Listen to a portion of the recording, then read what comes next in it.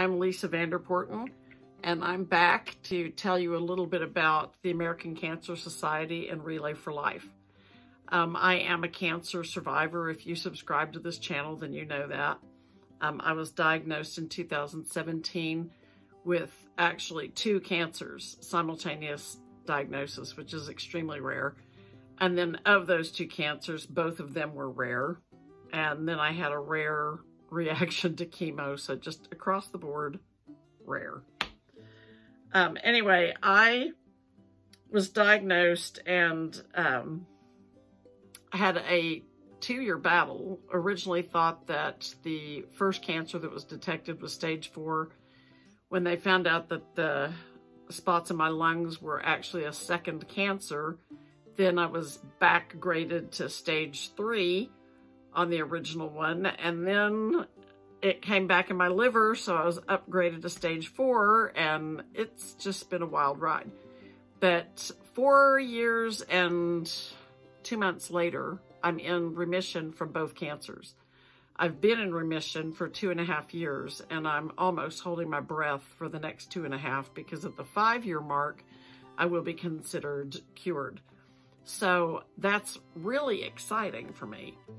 But I was always very active, well, not always, but for about the last 11 years, I've been very active in Relay for Life and in raising money for Relay for Life, because I believe in the American Cancer Society. It hit near and dear to my heart and my family because I lost my father to cancer a little over 20 years ago. He lost his uncles to cancer. He lost his sister and his brother-in-law, my aunt and uncle, to cancer. And it just has wreaked havoc on our family. So I nicknamed the cancer that I had the Beast. And my motto was, kill the beast. And the beast must die. It's indiscriminate. It doesn't care who you are. It doesn't care if you're rich or you're poor, you're black or you're white. It doesn't care your nationality, your religion.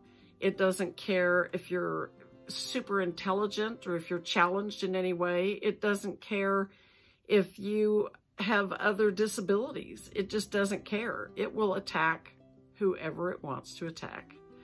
And the American Cancer Society is here to help us kill the beast. So the first thing I wanted to do was talk a little bit about, and I have a cheat sheet here on my iPad, but I wanted to talk a little bit about what the American Cancer Society's goals are,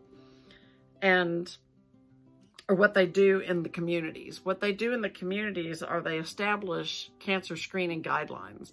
So if you are diagnosed with cancer, or if you're curious about cancer that runs in your family, you can go to the American Cancer Society website, and you can find resources that will talk about screening and advice on how to screen for certain cancers, what ages to screen for certain cancers, what kind of specialties to seek if you need screening. They provide education for healthcare professionals, and they provide funding grants to educate and enable at-risk communities. And like I said before, cancer doesn't care if you're rich or you're poor. Cancer doesn't care if you have the resources to fight the beast or not. Cancer's gonna just be there. It's cancer. It doesn't care. It doesn't care. So, if you're fortunate enough to be able to, kill the beast and you don't need those resources, then that's wonderful. But what a horrible, horrible place to be in, to say, I can't fight my cancer because I can't afford it. Or I can't fight my cancer because I can't get rides to treatment. Or I don't have the resources in my community. So those are horrible, horrible circumstances to be in, especially in a nation like ours. And the American Cancer Society is striving to, eradicate all of those differences and make it so everyone can receive treatment.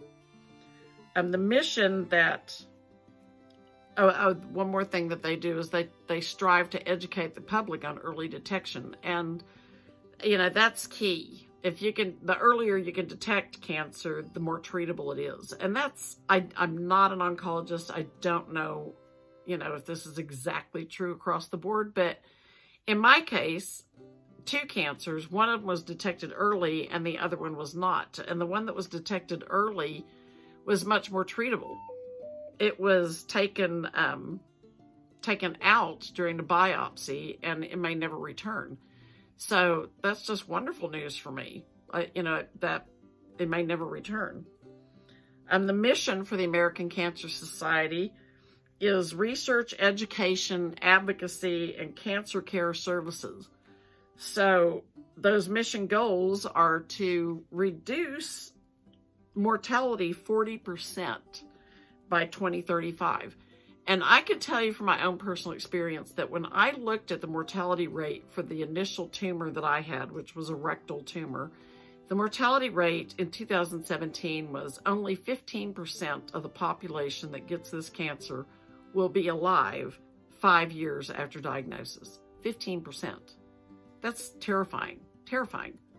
And a year and a half later, when that cancer returned in my liver, then I was definitely looking at stage 4, and I thought, oh, I'm in this 15% category and I'm doomed.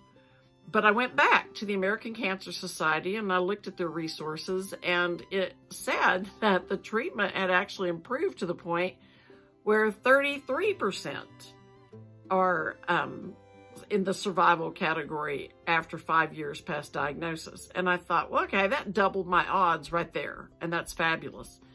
But let's keep going. Let's keep going. I'm hopefully in the I'm going to be cured category now, which thanks to, an amazing oncologist and some new treatments and a fantastic liver surgeon, I may be able to say in 2.5 years that I'm cured. And wouldn't that be wonderful to add to those statistics for the American Cancer Society that, hey, maybe it'll be not 33%, maybe it'll be 50% of the people diagnosed with the stage 4 of the particular cancer I had are alive 5 years later. So that is an admirable goal. I'm all for that. Increase equitable access to care. And I touched on that briefly in the what they're doing in the community. But, equitable access to care, why would it be fair that only rich people can afford to fight cancer? That's not okay. It's not okay. Cancer doesn't care if you're rich or you're poor. Cancer doesn't just attack the people that can afford to fight it. And that's what the American Cancer Society is trying to do. Level the playing field by making all care accessible to all people. Reduce health disparities. And again, that falls in the same category. Also with screening and with testing and advice on how to prevent cancers, like stop smoking and eat healthy and reduce your risk for colon cancer or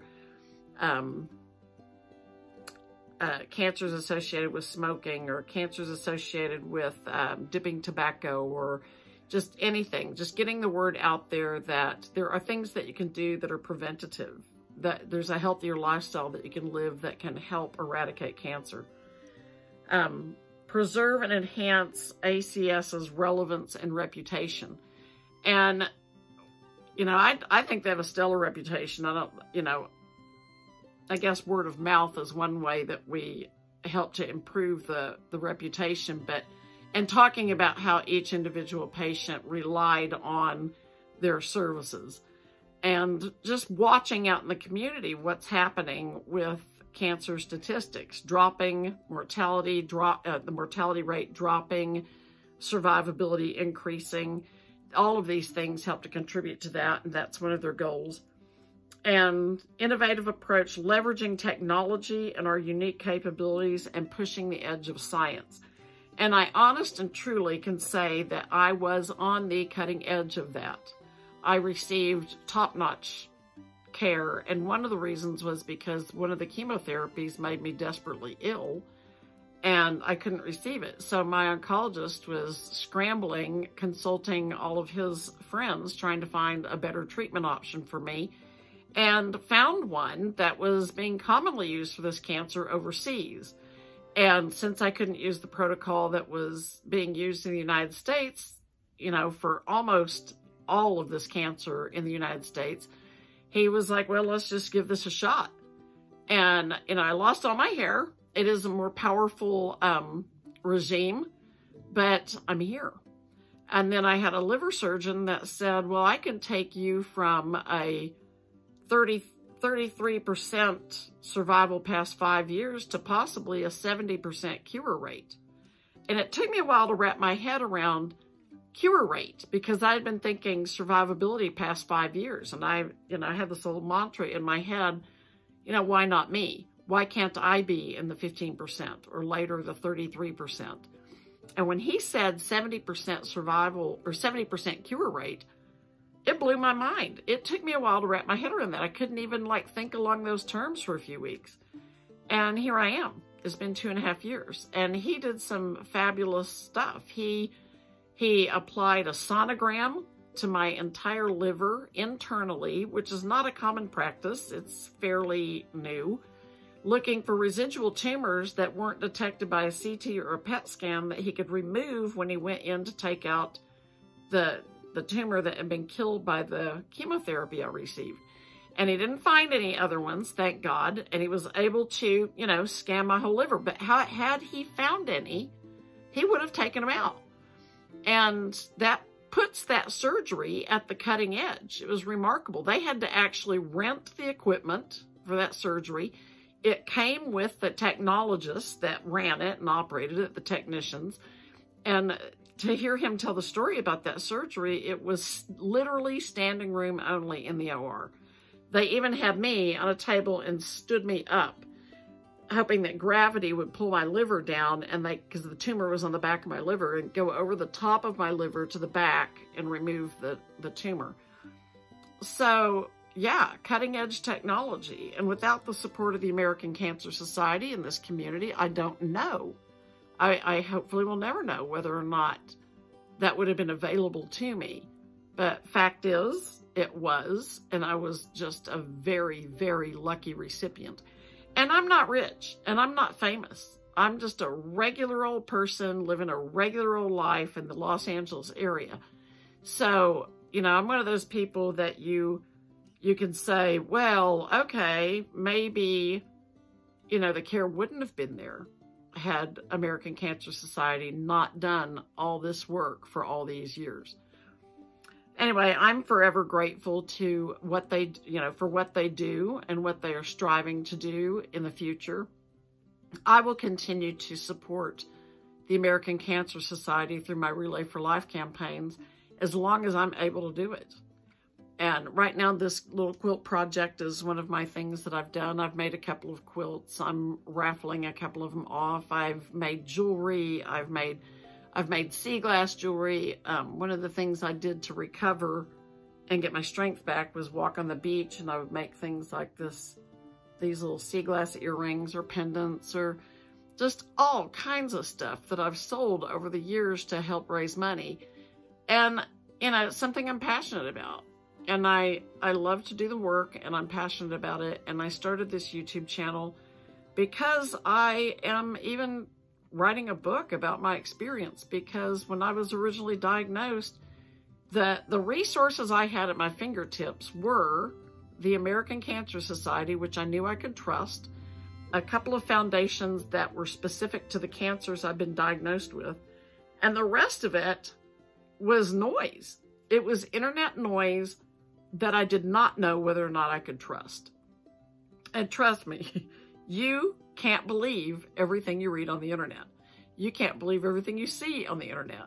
You can't believe everything you read in a newspaper anymore. But you can trust the American Cancer Society. And when you're newly diagnosed, or you're the loved one of someone newly diagnosed, that's everything. Finding a resource that you can trust is everything.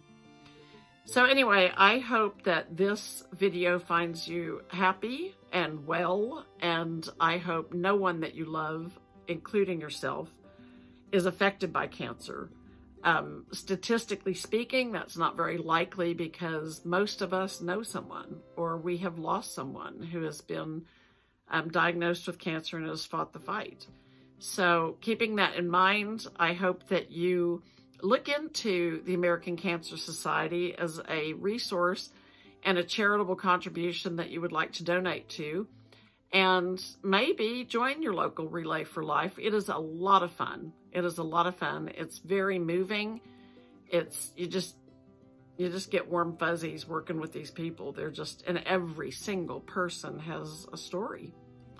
And COVID kind of slowed things down, but you know what? It didn't stop us. We kept fundraising. We had our relay. We had a virtual drive-through. It wasn't virtual. Well, I think the part of it was virtual, but there was a drive-through relay last year. So you couldn't everybody congregate and walk.